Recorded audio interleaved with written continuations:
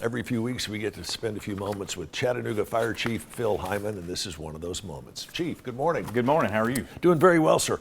Whole lot of a laundry list of things to talk about. Want to begin with an update on the most recent Fire Academy. Yeah, they graduate September 9th, but for the last couple of weeks they've been doing a lot of rope work, and they just went through our Fire Ground Survival Program that our union helped us pay for. So that's not an easy thing to go through. It is not an easy thing to go through. It's very tough on them. It's basically self-rescue or rescuing other downed firefighters with all the gear on in a working structure fire. So very difficult stuff to do. It takes a lot of practice, and they've done an outstanding job for the last couple of weeks. Good. And the graduation is September 9th. September 9th. Tell us what's involved in those graduation ceremonies. The graduation is basically a swearing-in ceremony honoring the firefighters that have been through the program, our 6-month program, and really recognizing the families that help support those firefighters. So the families come. It's a nice time for the families to see their relatives sitting on the stage getting sworn in by a judge. Sure, and it goes to all the firefighters that their hard work over the past months has certainly paid off. Yes, sir.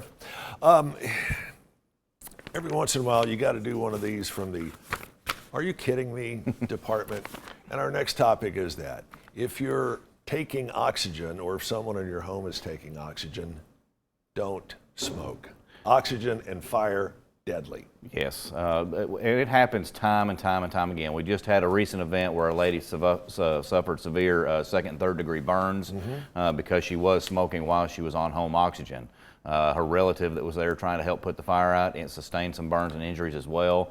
And we have seen this happen time and time again over the years. We just had one happen not too long ago at a hospital even. Individual on oxygen in a hospital smoking and caused a fire in a hospital. So it is kind of a no-brainer, and we just ask people, if you're smoking with home oxygen, it is not the right thing to do. No, go outside and do that. And that goes for the other folks who may be living in the house with you as well. Yep.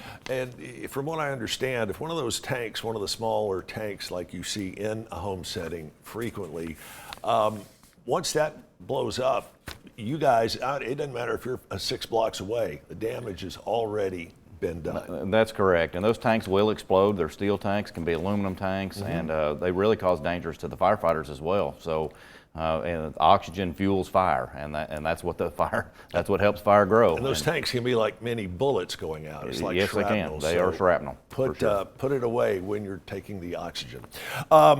Coming up on a very reverential date for you and all other firefighters, not just here but coast to coast, and that is the anniversary of September 11th. Yeah, it's hard to believe that it's been 20 years, and we wanted to, right after 9/11 in 2001, we took a group photo with a lot of the agencies here in Chattanooga to kind of honor that event, and at 20 years we're doing the exact same thing. So there'll be a brief ceremony with a large group picture to kind of honor that 20 years.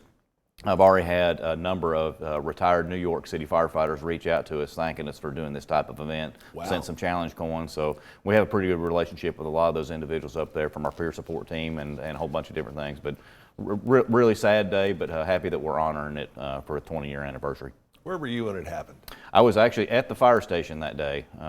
We had just sat down for breakfast and we're watching TV, and I remember how that entire day unfolded when we thought it was an accident at first, and then it quickly progressed and turned into a terrorist event.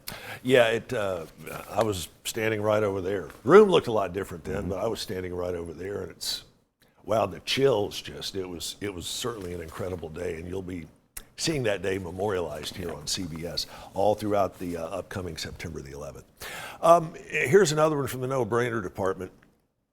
And I saw this several months ago. What kind of bimbo do you have to be, regardless of gender, to drive over a fire hose when you guys are on a call? We know that we inconvenience people when traffic hits, and we've got to lay our fire hoses out on the streets and block streets. But that's our lifeline to the firefighters. Sure. It takes water to put fires out, and when people do run over a fire hose, they can damage that fire hose and sever that lifeline that the firefighters are needing to help put that fire out. So during an active fire where guys are in there working hard trying to put a fire out, if they lose water, they instantly have to back out. It really puts them at a lot of risk.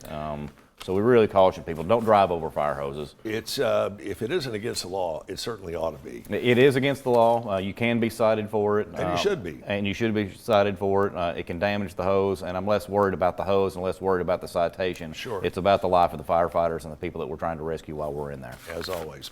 Chattanooga Fire Chief Phil Hyman, thank you so much for coming by Thank to you, Chip. visit us. Tell us where we can find out more about the next upcoming Chattanooga Fire Department Academy and how to get enrolled. You can go to chattanooga.gov, fill out an application online, and we'll be happy to get you through the process. We're always looking for good individuals. Chief Hyman, thank you so much. And we'll be right back after this.